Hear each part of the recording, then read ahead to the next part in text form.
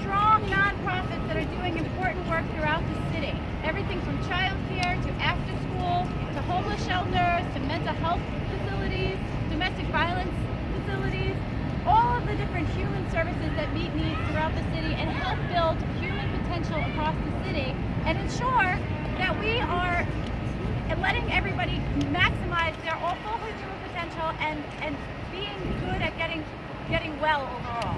It makes sure that the education system is strong, that the health system is strong, and that we together are building communities.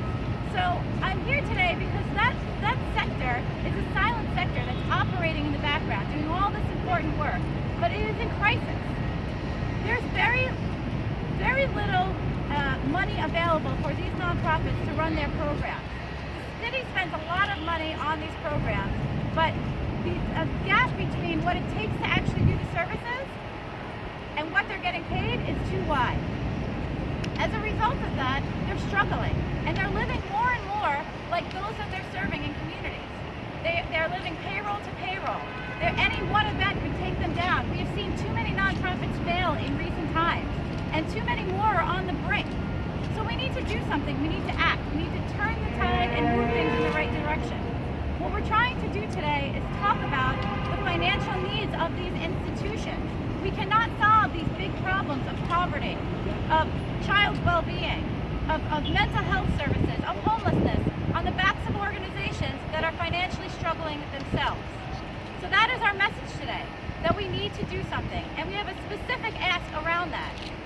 We need $50 million to be put in the budget to support what is called OTPS. Now that sounds like jargon, but it's other than personnel services. It's everything for the program that is not a person. So it's the rent, it's the food, it's the supplies, it's all of those things that make a program strong and allow them to do well by communities. We need an investment in this area. We have never had one in this way. So we are asking for an across-the-board 5% increase to help these nonprofits close their budget gaps. They are desperate to ensure that in this coming wave, given that we are a sanctuary city and we don't know what the future holds, that they can be strong and continue to be there for communities. We need this investment today, and we're asking for the mayor to put it in the January plan. And I'm here with the council behind me and nonprofits from around the city to put this message to the mayor that we need this done. And I will say that I appreciate very much so that the mayor has recognized the importance of this sector. He's created the Nonprofit Resiliency Committee, and that group is looking at the partnership between nonprofits and government, and we applaud that. We are 100% behind that, and we are working collaboratively with them. But we also need this investment of money. It can't just be about streamlining services and alone. It has to be about an actual investment of dollars as well. So with that, I want to thank our great partner, Helen Rosenthal, Councilwoman, who's been behind us 100% of the way on this. Thank you, and I want to recognize the city's Comptroller, who's been a stand-up guy on this issue, and I know believes very strongly in making sure the city gets these funds, so I thank you for that. I think the Human Services Council has done a tremendous job bringing this issue to light. And Allison's right, it's been a silent issue for many years. Luckily, we have an administration that's going to not allow it to be silent anymore, and they've already shown goodwill in that regard, putting some funds in the budget for personnel services.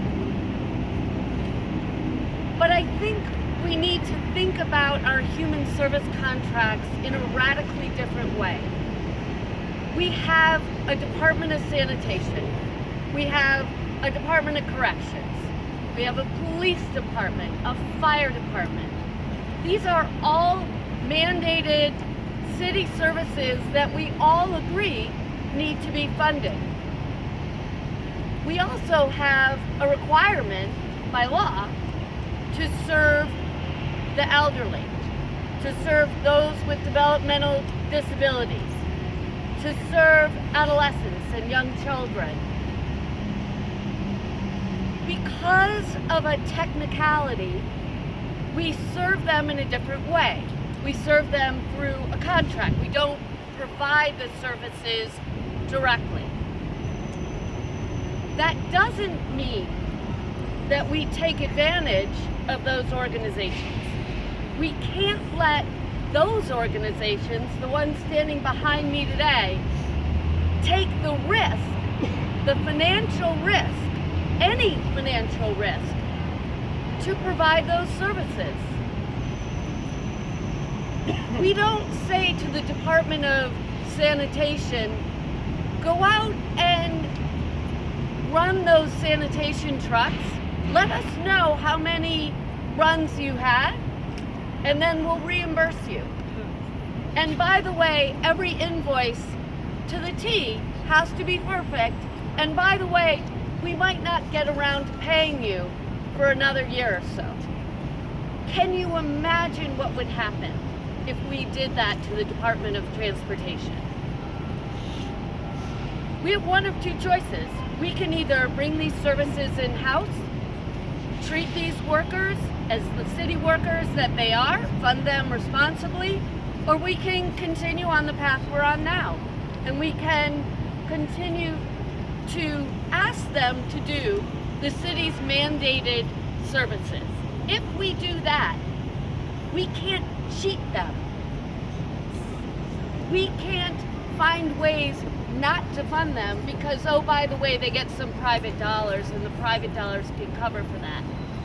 What the private dollars should pay for, and I know it's what they ask for, is new ways to do the services they do.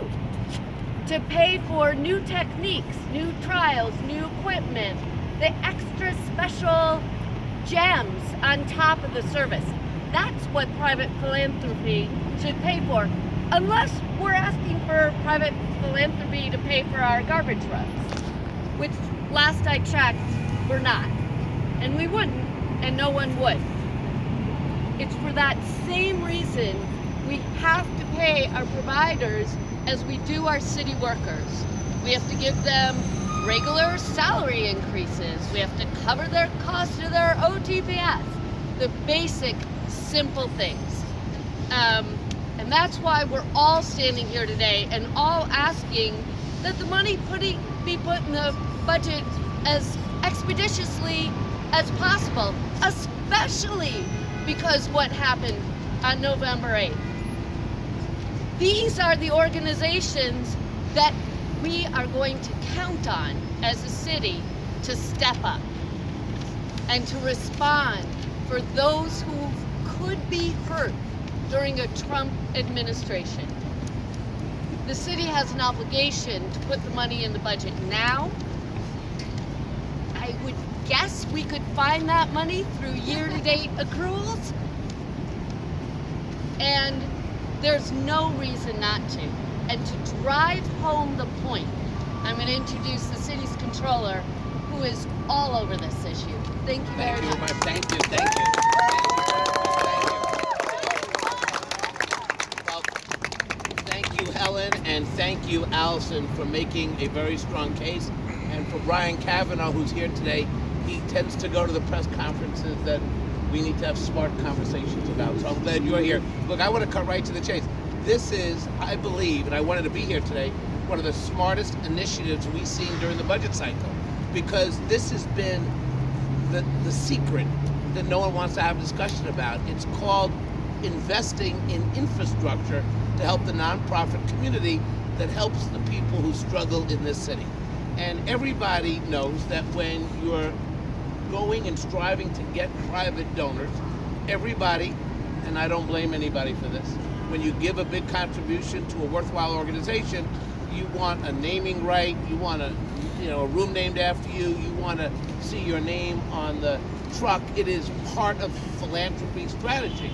It is very hard to get investment in infrastructure, supplies, tech, phone lines, the hardware that runs our organization. So what tends to happen in city government, we like to pay for the good stuff you do, but we sometimes struggle to invest in the infrastructure that keeps an organization running and sound. And we haven't had, right, Helen, that real infrastructure for a very long time.